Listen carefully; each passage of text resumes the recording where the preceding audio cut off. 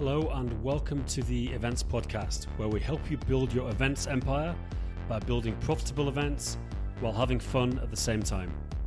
So we've had a bit of a break over the summer, really since the start of the year. I was really busy with my company Apps Events during the pandemic. I talked about that on the last call with James. We transitioned to doing a lot of work for Google, running a lot of online events, doing different stuff. So I was just really busy, but I've really missed doing the Events Podcast, and we're still getting great views. We're actually a top 10% of all podcasts in the world still, which is amazing, as it's a very niche thing. But I want to say a couple of things. Firstly, if you enjoy the podcast, please get in touch with me.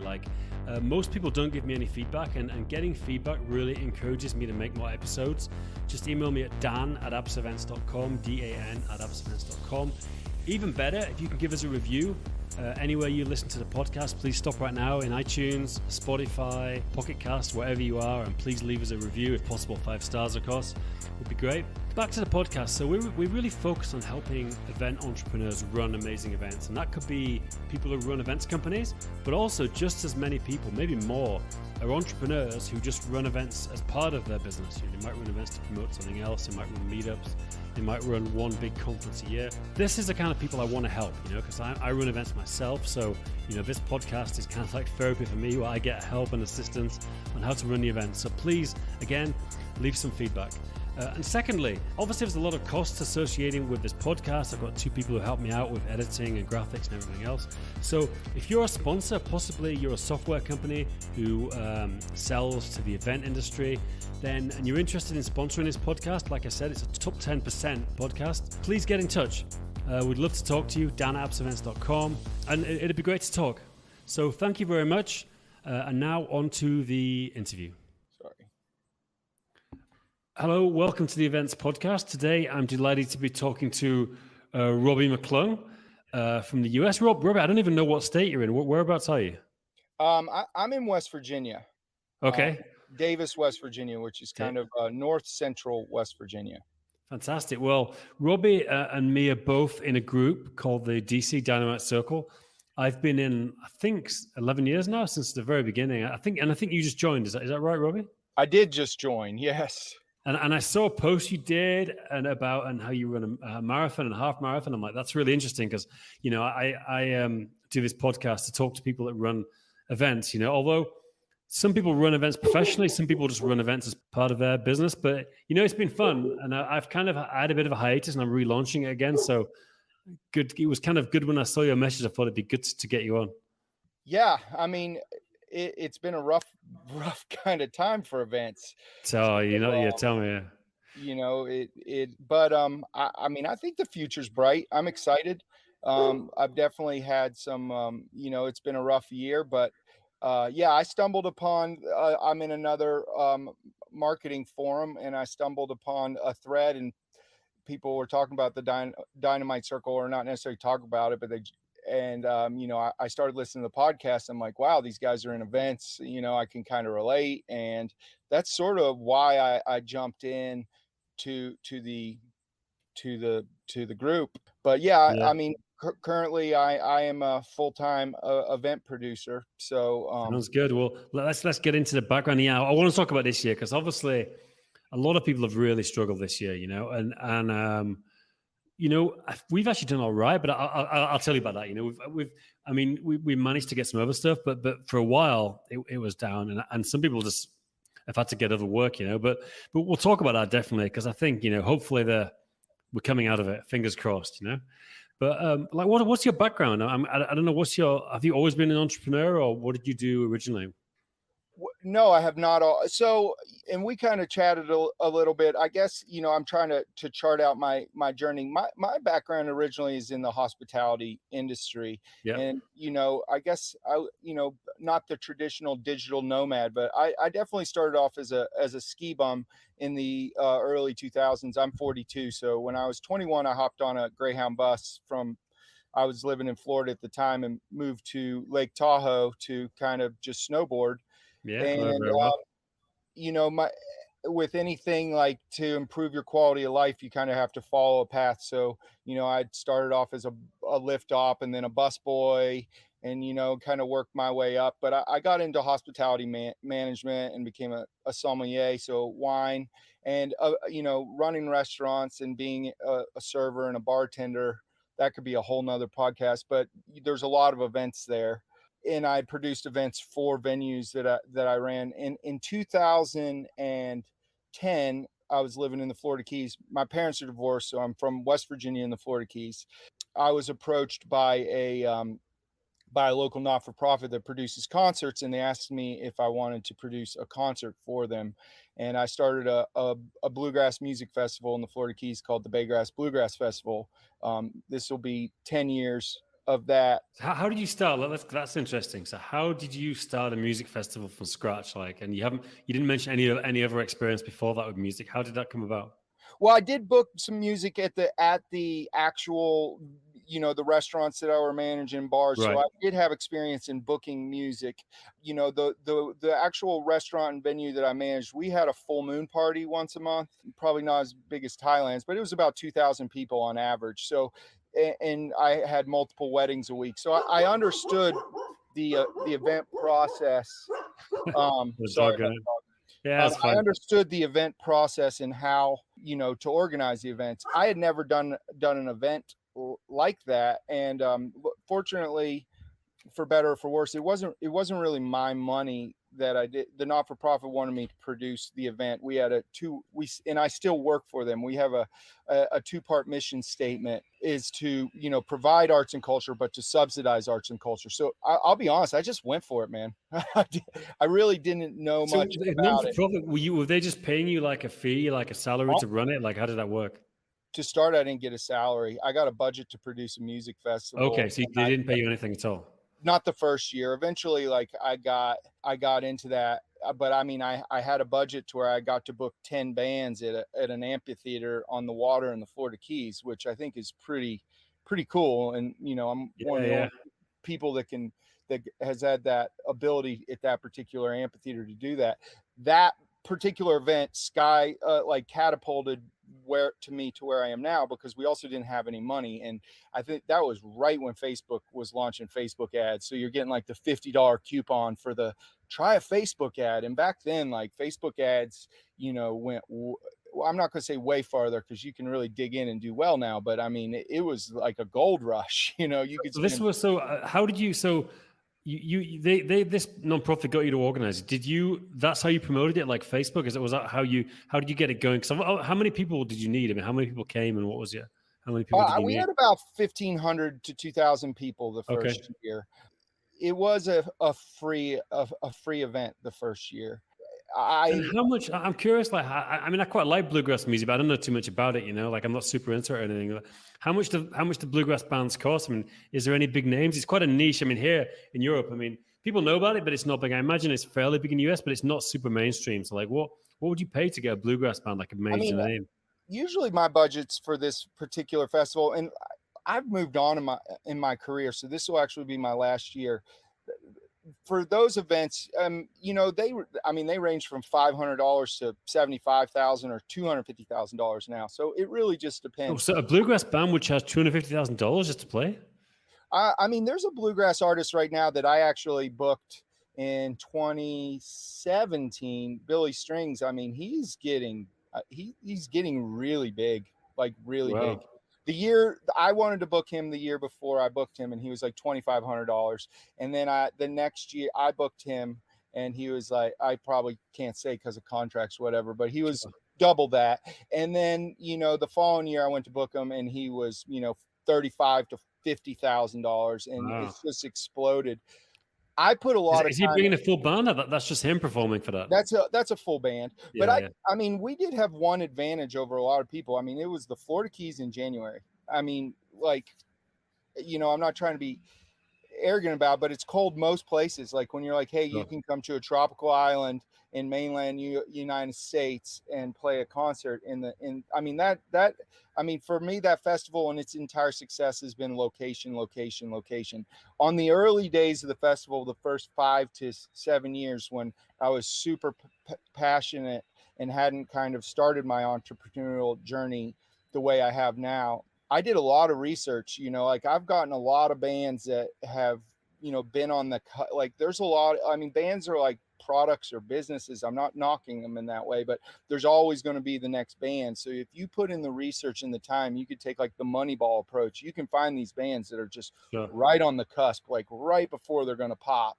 And that can be marketing for the next year of your event. Like when Belly Strings, this popularity that he drew, now when I show videos and pictures of him playing my festival, like that's way more value than the value of than him playing the festival. And there were several others, not just him, but I did put a lot of research on trying to find that like next band that fit a certain fit for the festival, like there's different, there's duos that are like boyfriend girlfriend or husband wife duos, and so I did put a lot of effort into searching out, being a hunter gatherer and searching out those bands that are just like right on the cusp.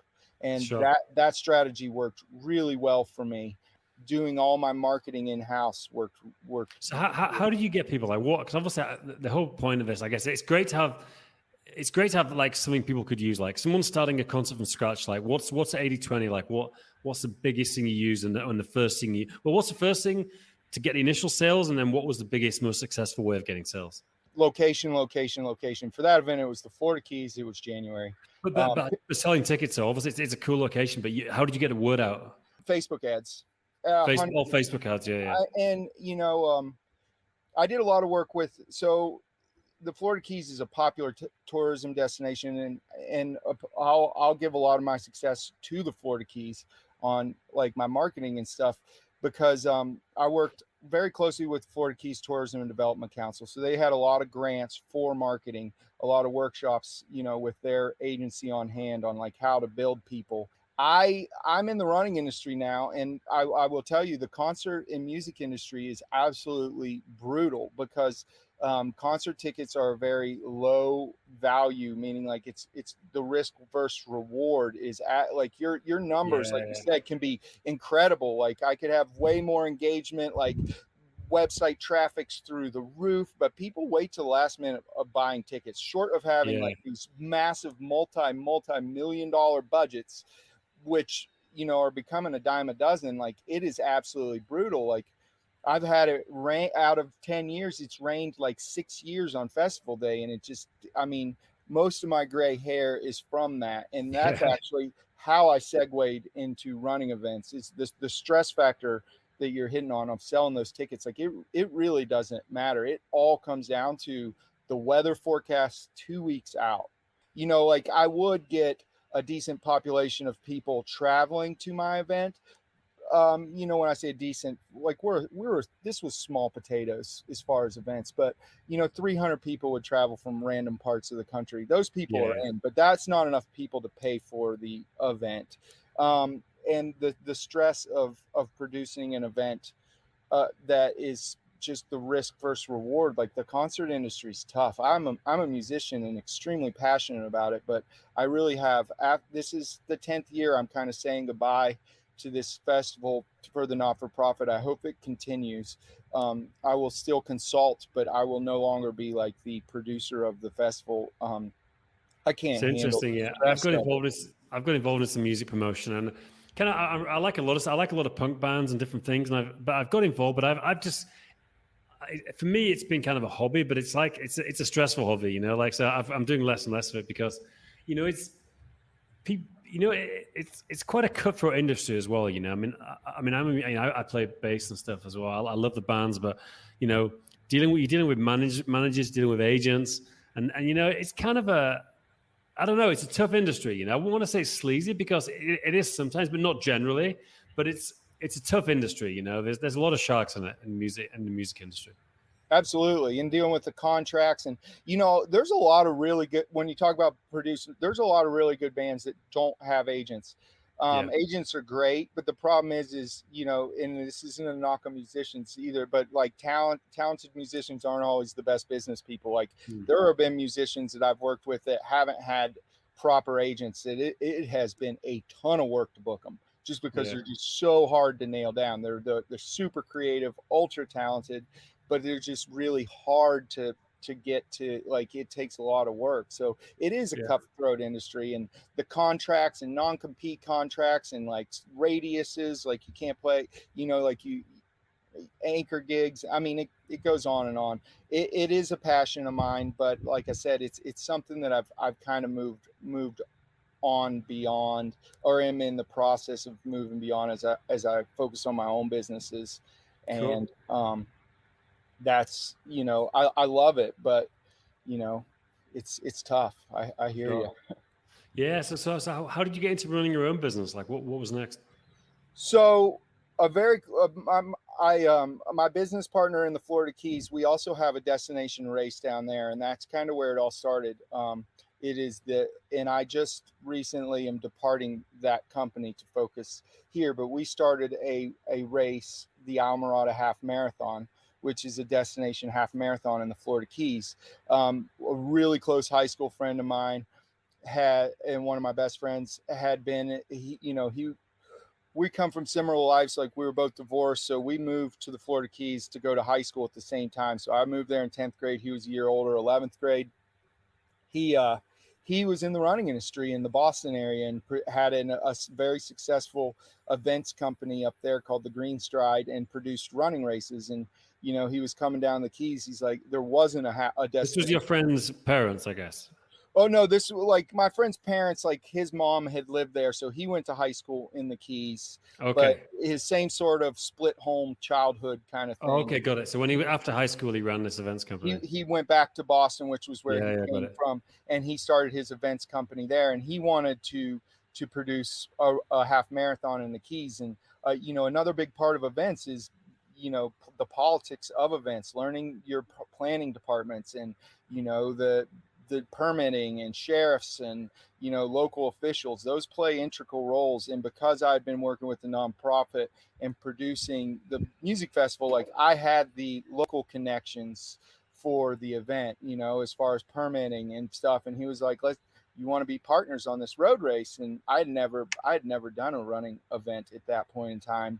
So I embarked on this partnership with him on the Almirada Half Marathon. And, that is kind of where it really all, and not that we were some huge business, but that's where it really all started for me, was that race. Yeah. And if someone was looking to start like a running race, 'cause I'm fascinated by this industry. Like, I know there's a guy here in Prague runs, I live in Prague in Czech Republic, and he runs the marathon here purely as a money-making thing. And he gets the city, he originally, I don't know if he does now, but originally he got the city to give him some money. And he sort of said it's best to find a place that really wants the event, because they can maybe pay you, or otherwise they can give you a load of stuff.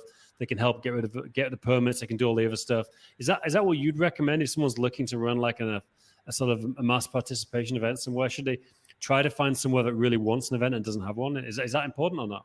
I absolutely think it's important. And I think when you talk about having the event, you also got to look at the long term, the life of your event. Like, I have learned from producing events in the Florida Keys that just because you start an event and they want it doesn't mean they're always going to want it. Like my Bluegrass Festival, not to That's go back with any kind of events like that, But so my events are I think you got to have something more than just the event. I really think, and I'm not trying to beg for more competition, but destination events, like, we all want to get away. Sure. I'm big on pushing destination first, event second. Like, I encourage people to come from a long way. I live in a small town, so I don't get the same benefits, but in the Florida Keys, yes, we definitely had some grant incentives to produce the event, and also the timing of the year when we produce the event. Like, our event, the Almirada Half Marathon, is the second weekend of December, and the reason it is that weekend is traditionally one of the slowest weekends of the year. So all the hotels are empty. Like, people, and season's coming, so there's like this double-edged sword. Like, everybody does, like, the workers and people are like, we like the downtime, but the fact of the matter is businesses need revenue. So focusing on times, looking at hotel occupancy rates of areas, and when the occupancy rates are low, and when they have a good chance to be low for a long period of time, meaning not just, you know what I mean, 10 years down the road, is there still going to be a demand on that weekend? Like starting an event on 4th of July weekend is not really a smart idea in my opinion. But if my events here now in West Virginia are strategically placed at times of the year when I feel that tourism is needed. Yeah, great. So I suppose like you said, two reasons. One is cheap, people can get cheap accommodation, things that helps. And the other one is the area, probably the council or whatever for the county or the town probably wants you there and might even pay some money. I mean, have you got money? Have you got people to pay you money to host an event, or is it more just you get benefits, they help you out with things? I've gotten grant money for marketing. Grant money. That means the local municipality has some grant money to pay on promoting itself. Is that how it works? Yes. Yeah. There's also, so this goes into a double-edged sword. A lot of people, I've taken I have gotten grant money from events. Our event in the Florida Keys it does very well with grant money. I would suggest that depending on where you are, talk to your local municipalities, talk to state agencies. I mean, there's also how much effort it takes to get the grant versus is it worth it? I've also taken the approach too. A lot of people put a prime focus on or an emphasis on sponsorship, but being an event marketer kind of is where I was headed, having an event marketing agency prior to COVID, and now I'm just on my events. I've also put a focus on getting people to the event. For me, it has been easier to get 100 people at $100 to an event than it is to get $10,000 worth of sponsorship. And there's also that kind of like shock and awe thing. Like a lot of event producers are like, we need to get $10,000 in sponsorships, when really it's like, that's 100 people. So I would rather have I'm going to just throw it out there. I have a race coming up here at the end of August, the Moonlight in the Falls Marathon. I have zero sponsorship for that. I'm going to have close to 900 runners. I've focused everything on getting the runners there because I know the experience of people being there with that crowd and that energy, that is more valuable than having a half or a quarter of the participants and not that energy. It's interesting. I have a similar experience with my events. I mean, I run, it's part of my business is running Google events for schools, events for teachers, and who use Google Workspace in schools. And I used to focus a lot on getting sponsors in the beginning. And then it just became a pain and I wanted more people there because, like you said, more people makes a great event. So I stopped almost completely focusing on sponsors and just events. And then what happened from that is we got, obviously, Acer, you obviously know the laptop computer company, got in touch. They saw we didn't have a sponsor. And after a lot of negotiations, I went out to Taiwan to meet them, which was cool a few times. But now they sponsor all our events, because we didn't really have a sponsor. So touch wood. But that's a great deal because I don't have to deal with lots of small companies. I don't have to focus anything on getting sponsors. We just run our events and we have them, So that really came about because I'd given up looking for sponsors. I just thought I'd rather get more people, forget about the sponsors, Yeah, and I mean, there's also the fact too is once you land a key sponsor, like that really opens up your door. Prior to COVID, literally the year before COVID, our race in the Florida Keys, we landed Celebrity Cruise Lines as a presenting sponsor, and that just changed everything for the event. Yeah. You're not like Johnny's Restaurant sponsors your race, like. All of a sudden it's like the perception of your event, like the fact that you have a giant company sponsoring your event completely changes in my mind, it changes your perception to other sponsors. It's like an anchor sponsor, really, like it really opens you up to a whole bunch of doors. So my event company that I have here, the Canadian Valley Running Company, as we move forward into 2022, I am going to put an emphasis on developing a brand. And then the next step is in 2023 will be major sponsors. So how did you come about? You were running this event with your friend from high school in Florida. You were partners. How did you come to, how did it happen that you moved and started your own events? And how was that last year? Was that recently? Like, when did you start? And how did it happen? Yeah, and it kind of all ties into COVID. So I think it's interesting. Other people might. So, I was working for the not-for-profit. I met my wife on vacation in 2000. She was on vacation in the Florida Keys on 2009. I met her at a bar. She's Canadian. We had some immigration struggles that were brutal. I took some time. I was the general manager of a big restaurant in Isle Morada in the Florida Keys called Morada Bay. And I left that position, and then went back to being a waiter. And that's how I got started into events, blah, blah, blah. In 2017, we moved to West Virginia. I'm originally from West Virginia. I had been a ski bum for a long time. My wife's from Toronto. We liked the mountain life, but we also wanted opportunity. And in the Florida Keys, things had gotten very expensive, even to start up a business or start a business. So in 2017, when we moved here, that I had been also being the manager and marketing manager for a brewery in the Florida Keys at the time. And so my events and everything was my side hustle. And in 2017, I decided that I did not want my businesses to be my side hustle.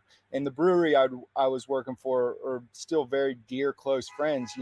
That was the first business I worked for where they were peers. Like I went to high school with one of the owners, and her husband had become a close friend. So it was the first time in my life I'd worked for, I'm 42, for a couple that was 42, and they were like making their dreams happen. So we moved to West Virginia almost in kind of the digital nomad. I mean, West Virginia, and I love West Virginia, so please, nobody take this the wrong way. We're like a third world country. I mean, our prices when we moved to Davis, West Virginia were extremely affordable. So it was cheaper for me to move to West Virginia and pursue my event business than it was to stay in the Florida Keys. Like it would not have been sustainable. Yeah, there's two things you said there that's interesting. One is a side hustle. Everyone, I'm stating the obvious, but you don't need to just go and start a business. The best time to start a business is when you've got some income going, because then you see, do you really want to do it? Because honestly, if you don't want to work on it enough in evenings and weekends, and you're probably not going to want to do it as a full-time thing, Yeah. So, and then obviously the baselining thing you said. I mean, I did a similar thing. I moved to Prague. I've lived in Asia and many places, and if you're going to start a business, you just got to get your costs down, especially if you run an online business. But if you're living in Manhattan, and you're spending $10,000 a month on rent, and you need to make $20,000 to have a good lifestyle, and it's all of a sudden, it's starting a business is a lot more stressful. Yeah, it's tough. And I mean, I would be willing to tell you that the prices and I love the little town of Davis, West Virginia that we're in. There's some really just amazing things happening. And I've lived a lot of places where it's like, man, you should have been here 10 years ago. I feel like the time is now. But so the one thing that prepared me for COVID, and nothing should prepare me for COVID, the reason I started the Canadian Valley Running Company, which was originally started with one race, is in the fall of 2017, the Florida Keys was hit by Hurricane Irma. It destroyed everything. So all of a sudden, this live here, travel to the Florida Keys once a month to produce events and work, that life was just literally destroyed and put on hold by a hurricane. So did everyone lose their jobs? Like, how did it work? I mean, a lot of things, not lose their jobs, but there was a serious rebuilding phase. Things closed down for months. I bought the domain name for the Canadian Valley Half Marathon, which was the first incarnation of the business I have now. The day I hit send to the runners saying that our race had to be postponed.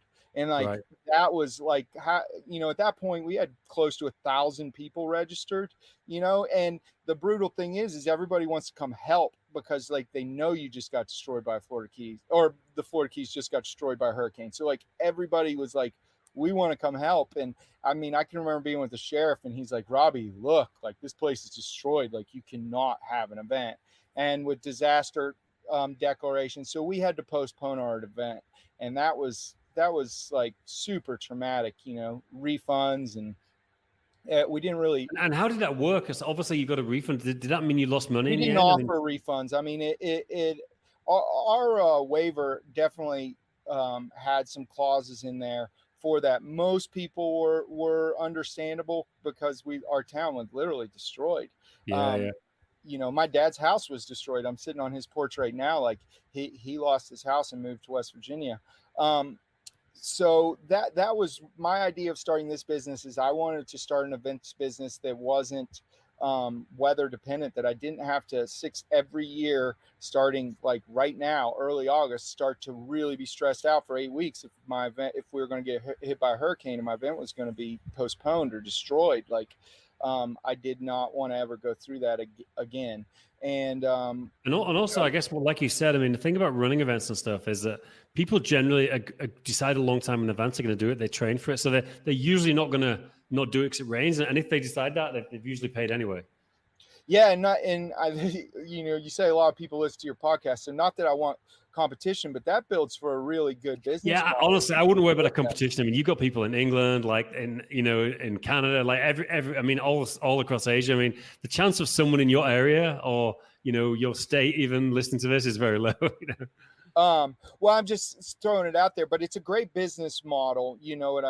What I mean is, like, you forecasting, like, go back to concerts. If you want to throw a festival, you have to book, let's just say $100,000 in bands before you can even promote your festival. Like, at least with a running event, you can forecast. You can be like, okay, permits cost this much, safety costs this much, shirts are going to cost this much. I need 200, the bare minimum people to make this event just like not lose a ton of money. Yeah. And you can run with it. And then, you got to order medals and you got to order t-shirts, but you don't have to do that till you get closer to the event. Yeah, so you can forecast pretty well. Definitely. You should check. I don't know if you had a chance, but you should look. There's a guy called Chris Robb. I've had him on the podcast 3 times. Really interesting guy. He started the Singapore Marathon. He sold it to Ironman. He was the road manager for the Sydney Olympics for the marathon and stuff. Oh, wow. And he now runs something called Mass Participation World, which is all like it's a huge conference trade show for mass participation sporting events. And he's like, you should definitely talk to him. He'd be a really interesting guy because he runs, he's really like an expert on mass participation stuff. And that the whole area of that is really interesting. A guy called Chris Robb. But yeah, check out his interviews for a start. And I can always put you in touch because he's a really interesting guy. Yeah, I would love to be. I will check him out. And and I'm not on that quite level yet. I'm definitely a bootstrap entrepreneur. And so for Al Murata, my business partner, was successful in his industry, and the not-for-profit that I work for was successful. So I don't want to say, but I got okay with Facebook ads, and I think so. When I started this event, I started with the registration platform. You have to do it, and I'm talking to. I mean, there's 600 people in my town. Like, I'm not in a very busy area. In the first year for my race, I brought 1,000 people here, and that kind of. What was the first year? That was 2017, was it?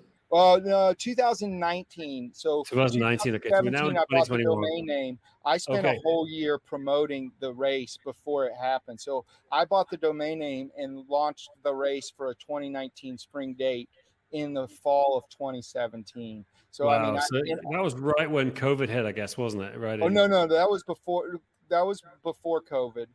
2017. COVID was yeah, exactly 2020. Yeah. But so what happened there was, I actually got some attention from people in the running industry because they were like, "You just brought 1,000 people to the middle of nowhere, and you're like a nobody." So, in the summer of 2019, I got invited to speak about marketing at a Run Signups, a big run platform, at their conference, which is about 1,000, I think maybe 500 to 1,000 running event producers as a marketing expert. And at that point, they were, Run Signup was like, "Hey, we'll help get you clients." So I launched an event marketing business. That was more the direction I was going. In February, before COVID, I had just landed probably 4 clients of pretty big events, and I mean, like, life was good, man. So you were charging them a fee to market, to do primarily Facebook and whatever, to Facebook and Google ads. And I mean, it's tough because I was a small guy, so like, you only have control over so much of their virtual world. Well, I mean virtual world, their digital world. But yeah, my specialty is Facebook ads for events. And that's one way I think I've become successful is I don't have that cost. So I've been able to achieve more with less. And I'm not saying like I'm some Facebook ad guru or anything or great. I've just gotten pretty good at a very small niche and been able to accomplish some things for me on next to nothing of a budget. Interesting. So you ran this event in 2019, and I guess that all went okay. Did you got 1,000 people, and you were running this agency at the same time? You did the two things together, did you? Yeah, well, the agency kind of started from that event. Like after that, Okay, there were people got it that right. Yeah. came to my event, and they're kind of like, so I mean, 1,000 people is not much for an event, but when you're in a rural county in rural West Virginia, I brought 3,000 people to town. I almost increased the population of our county by 50%, and no one really even knew it. So that kind of catapulted me.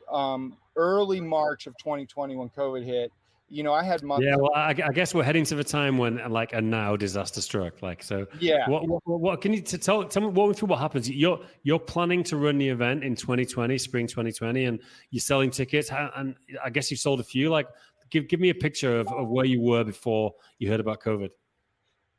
So March 12th was like the D-Day for me. Like that was when it started. Yeah.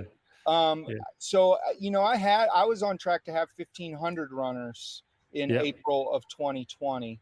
I had a few marketing clients, so things were just kind of life was good. It was the first time as an entrepreneur where it's like it hadn't quite sunk in, but things were actually really working. Like I don't think I'm going to be like at the end of the year, it's like it's not reinvesting everything my business is making and living on a shoestring. I'm actually going to have a little bit of a disposable income, not a lot. Like I wasn't, but that was where things were headed. So I had month-to-month contracts at that point with a lot of my clients. I literally lost like everybody on March 12th. Like, and I don't know if they all got on a Zoom call and decided to call me like consecutively, but that's kind of how. Well, literally everyone contacted you the same day. Pretty much within a few hours. And it's like, Robbie, like I'm going to have to cut you loose after this month. Like, we don't know what's going on. Like, this is going sideways. Hey man, I'm going to have to cut you. The one not-for-profit is like, I can keep you on, but we're going to have to like drastically cut your wage, which I did. And, but so that's when this whole thing for me is like kind of switched. And why I joined DC is like, I don't want clients anymore. Like for the first time in my life, I want to go all in on my business. I've always had, even my events have been a side hustle, and to the point that I was starting an event marketing agency. Like all these things kind of intertwine, but I'm at a crossroads now to where my business is my sole focus, and I don't want clients. And and I'm not above taking clients, but the goal right now is to like I'm taking the leap, and I'm hungry, and that's kind of where I'm at. I feel like the idea is to create this business to have a better lifestyle. I have 3 young boys, a 3, 5, and 7-year-old, and I feel like that the lifestyle, and we have gone through a pandemic, so I can't be too hard on myself, but the end goal has been getting kicked down, the can's been getting kicked down the curb. Sure. I'm ready. I'm just ready to go for it, and I'm nervous, but I'm going to take my knowledge and passion, and rather than putting it into clients, I'm going to try putting it into my own event. Definitely. Now, what about, so what happened? Did you had an event scheduled for 2020 and it got canceled? Is that right? Or what happened with your 2020 event? I postponed the event. You postponed it, to the end of August of 2020. Being in I did hold my event, and I don't want people to look bad on me, because look, I do take COVID very seriously. I live in a very rural area. I have a lot of leeway. So August of 2020. That's amazing. Like Europe is a different world. You could never run in Europe, I did a runner a minute. Yeah, okay, that's a great idea. I did a stage start. I'm a destination race. The hotels weren't closed. They were still letting people come here. So I could not have a mass participation event, but people were starving for just something. Anything. Yeah, that's a great idea. I let probably, at that point I had 1,000 registrations. I let almost all of the people, not all of them. I ended up with around 400. I let a good portion, over 50% of my participants postpone to the next year. and I'm Yeah. still offering those for my thing. So, and I spread the runners out over two days. So I did 200 runners on Saturday and 200 runners on Sunday at one runner a minute. And you were never, I mean, social distancing was there. Like it was it was like a conveyor belt. You weren't allowed to be within, 6 feet of another runner. When you got your thing, you could come up. So if they passed the runner, they'd pass a good distance away from them. There's a lot of studies with running where it's pretty safe. And like I said, I'm in a rural area, like very rural. Like there's more deer than people, and it's open spaces. So it's not like I was sending people through the cities. And my only other defense of what I was doing, and one logic that I did it, is the hotels were open, so people were staying in the rooms. And That's if great. I didn't put my 200 people, which we probably had 3,000 tourists in town that weekend, if I didn't put my 400 people over the 2 days, 200 a day, into the rooms, somebody else would have been there. So I went through with that. Another thing, being in a rural, poor area, there's some great not-for-profits here. I've gotten a lot of help. I mean, I did everything that the U.S. government had to offer as far as help, between PPP. I took unemployment for a little while. I got EATL grants, and I won a grant. I won a grant for $5,000 from like a regional Appalachian not for profit that was giving money to struggling businesses. And I also got a super low interest loan from a local not-for-profit that's for economic development, that gave me a loan to keep my business alive. Yeah, it's great to hear the hustle. I mean, this is a true survival story. It's great to hear. What did you have any team, or was it just you? I've tried to have a team, and it's tough. It's just me. On race day, I have teams. I'm struggling with the team thing right now. I think a lot of people are, and I'm excited to ask questions in groups like DC. I've spent a lot of time where I've had people work for me part-time, and then they go off and they move on. It's tough. The employment environment in the United States is tough, but there's also my time investment to hire somebody. I just hired an agency, and I'm looking more at almost the general contractor approach to everything, to where I've done a lot of things in my life, but I was a construction manager for a general contractor at one point, where we just outsourced everything. Like the drywall guy came in, the carpenters came in, they're all different companies. So I actually just signed a contract this week with a marketing agency. And it's funny because when I reached out, they're like, we'd love to collaborate. And I'm like, I don't want to collaborate. Like, I want to hire you. And they're like, what? So I'm figuring out that, but it's just me. I mean, I do. And I'm expanding a lot at the moment. So, I mean, I'm the marketing guy. I take all the pictures. I'm the SEO guy. It's me. I'm the social media guy. Like I work really, I'm my own hardest critic. I think I don't work hard enough, but I work really hard at it. Definitely. One thing I'd suggest to look at is that the first people I hired were in the Philippines, actually. Jane, the person who'll be sorting out this podcast, Jane and Gwen, and they're amazing. And definitely, if you need someone to do a lot of the back office type tasks, you should definitely have a look at the Philippines. I mean, I've got two amazing team members there. Like, they've both been with me over 10 years. And that's just a suggestion if you're looking for people to do the a lot of admin stuff. I mean, they do different things. Gwen does a lot of it, dealing with attendees, all that kind of stuff. Jane does a lot of the marketing and promotion, but it's just something you might want to look at maybe when you get a bit bigger. Yeah, and it's not even really it being bigger. It's honestly, I guess maybe being bigger. It's me having the time to like delegate it. But if you don't have the time to delegate, then you spend all the time in the future that you would have had free. Exactly. And for me, I guess I told, like, going from the extreme micromanager where your fingers are in everything to just letting go and looking at the big picture, that's where I'm at. And it's very, and I will be getting more people. Like, I'm very website and digital heavy. So I didn't go that route, but I hired a design agency where I actually have an agency. They're in the Philippines, and they do all my graphic work, and it's great. But I'm learning to let go, and that has been a big downfall for me, is learning to let go and delegate. and I have been in management, but when I was in management and I delegated, the structure was there, and I feel like the system to let go was given to me. So that is a personal flaw that I have had to work on as an entrepreneur. Yeah, I mean, I'm a terrible manager. I'd be the first to admit it. I don't really like it. I'm not that good at it, but I've got a big, I would say, pretty successful team, and the only way I've made it work is by finding some people who are good managers and who can deal with a lot of stuff, and they just take it on. And obviously it involves, you've got to give them profit share, and they've got to see the entrepreneurial side, the upside as well. But that's what I found, because I don't like managing at all. But I have like 10 full-time people, so I have to do some managing.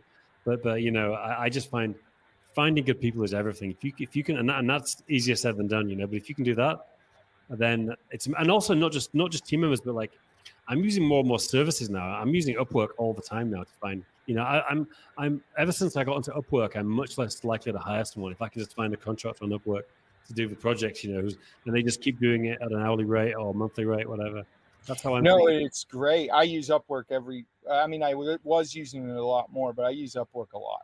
And it's great because if you need something, you can go there and get it, and it's done, and that you don't have that that wasted time either. And no offense to employees, but when you have a full-time employee, only so many hours of billable hours are actually really billable hours. And I never want a full-time employee. I mean, I don't. I mean, I only work with one person, even in this country. I want to work with people all around the world. We meet up at our events, but I don't want to go to an office and meet people. It's just not what I want. Yeah, no, it's tough. I mean, I'm at a crossroads where I struggle with that. I do, I guess I have some local pride. Like, I love West Virginia. We're a poor state. We're the second poorest state in the United States. Like, we're in a poor. Because part of West Virginia goes right as far as Washington, D.C., doesn't it? So I guess it's wealthy in some parts, and then.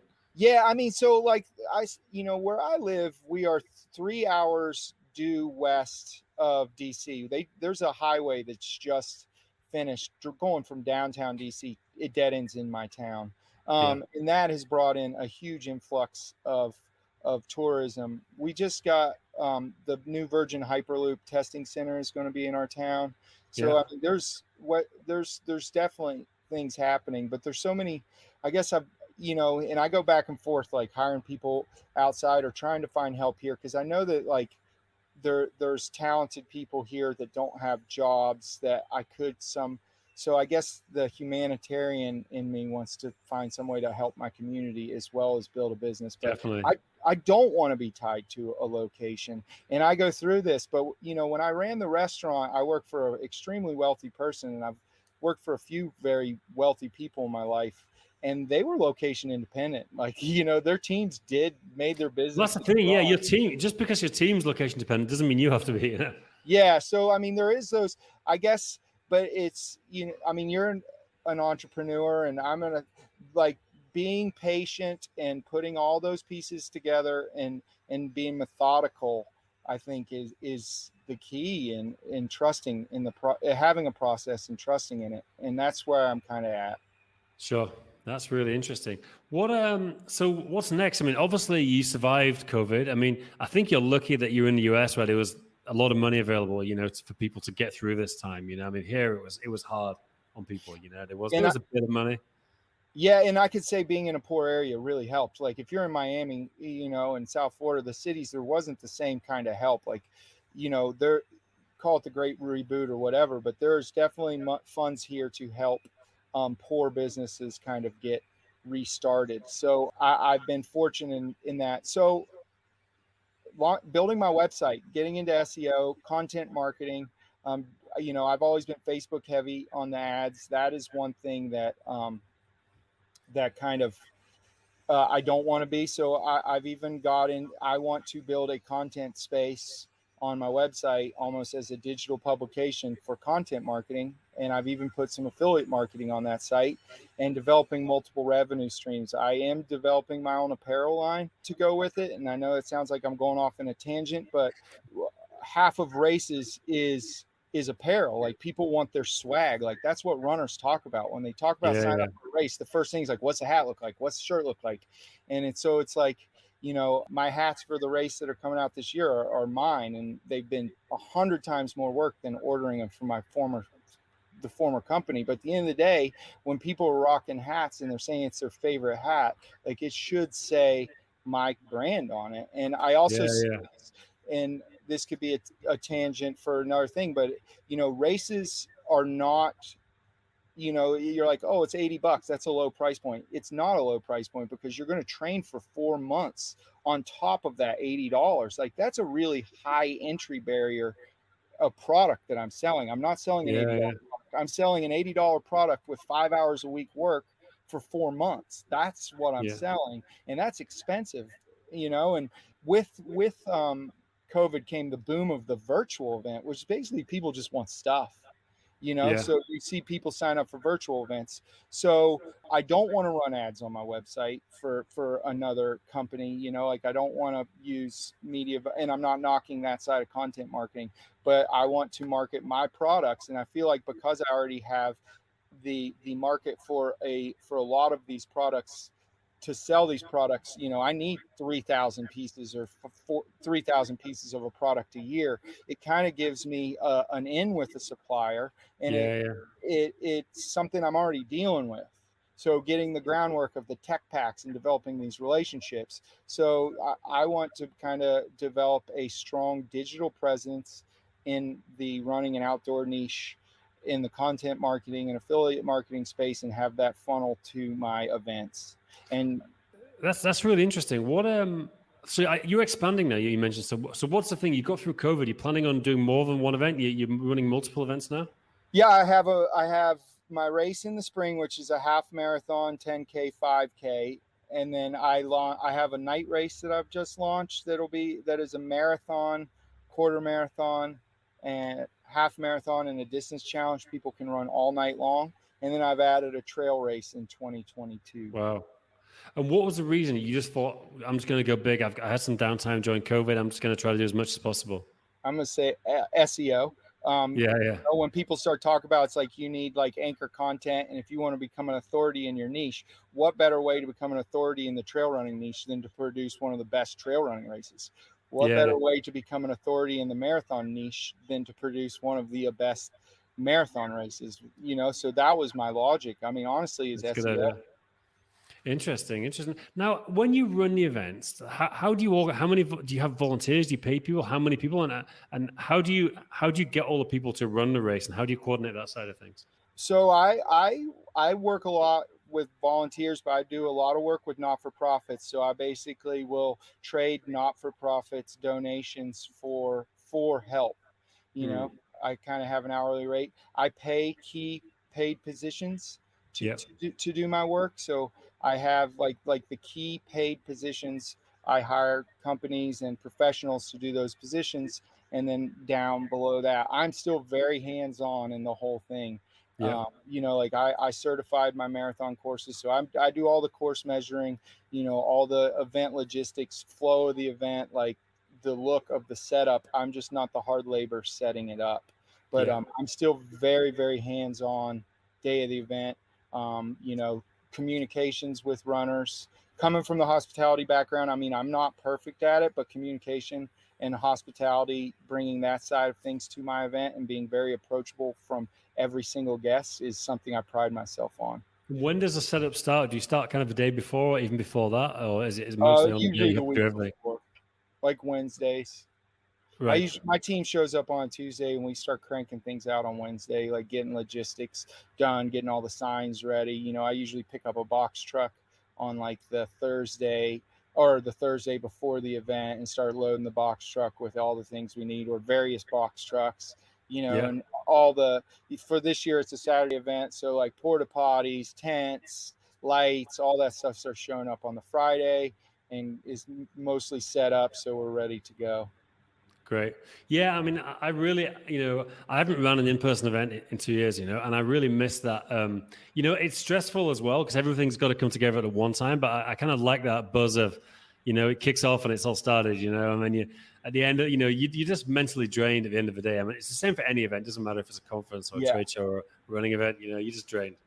Yeah, but if you're there and like with the running events, seeing people so happy and just so like, I mean, things Yeah. go wrong, but seeing people so happy and excited is just such a great feeling. Yeah.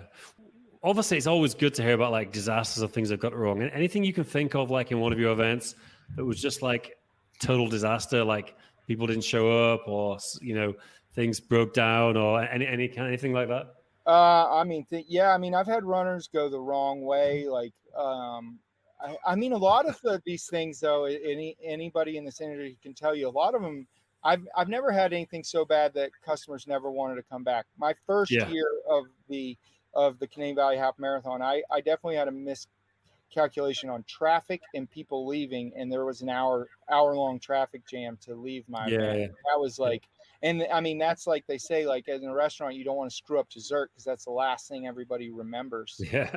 So I mean, my events in the Florida Keys, I've had thunderstorms come through at 10 in the morning when the gates are supposed to open at 11, 4 times in like bad squall lines with like 40-mile-an-hour winds. The one year, we had 35-mile-an-hour winds during an outdoor festival. Wow. And do you run it every year? It went ahead every year? Yeah, we found a way to do it. Wow. I mean, COVID's kind of taught you, I was thinking about it on this way. I don't count on like my event plan going into effect until days or weeks prior. Yeah. Like I have a plan, but I leave a lot of leeway for exactly what you say, because it never works out, ever. Yeah, definitely. It's interesting. Yeah, I mean, I've been to a few of your events as a customer. I did the Prague Marathon. I've done a few half marathons, but I think the travel is the thing. I mean, more recently I've got into sort of mountaineering and things. I've climbed, Rainier in Washington State and Mont Blanc in France and everything, and that's kind of destination tourism as well. Because if you're at my level, you go with a guide company, you find a guide company, you do a whole organized trip, and you go there. And I think that's, events like that are getting bigger and bigger. Even though it's not a mass participation event, I'm hearing more and more people getting into these outdoor things and paying to go and do them in different places. I think people want to, primarily, like you said, they want to get away, and the kind of the event or whatever it is secondary to that. Yeah. And I mean, so like I encourage, I'm going to have to move inside because my computer's about to die. Sorry. Yeah, no problem. I highly encourage people to do those things when they come here. Like I said, I like to be the catalyst for Rainier or one of these other adventures that people do. Yeah. I like to be that catalyst that they're going to do my event and then go do that. I think it's huge. I'm sorry about this. Yeah, no problem at all. That's cool. It's a podcast, it's not NPR or something. It's my battery dies way quicker than I planned. So, yeah. Cool, man. Well, look, I think we're up to the hour. It's been cool to chat. Where can people find you online? At the Canadian Valley Running or Canadian Valley halfmarathon.com is my website. Facebook and Instagram, Canadian Valley Running Company. I'm on Facebook at Robert Galt McClung. Or I have a musician page at Robbie McClung. So cool. Yeah, if you send me the links afterwards, I'll stick them in the show notes for people. Definitely. Cool, Mike. Well, look, great to chat. And Robbie, thanks very much. And let's stay in touch. Yes. Thank you, Dan. Have a great day.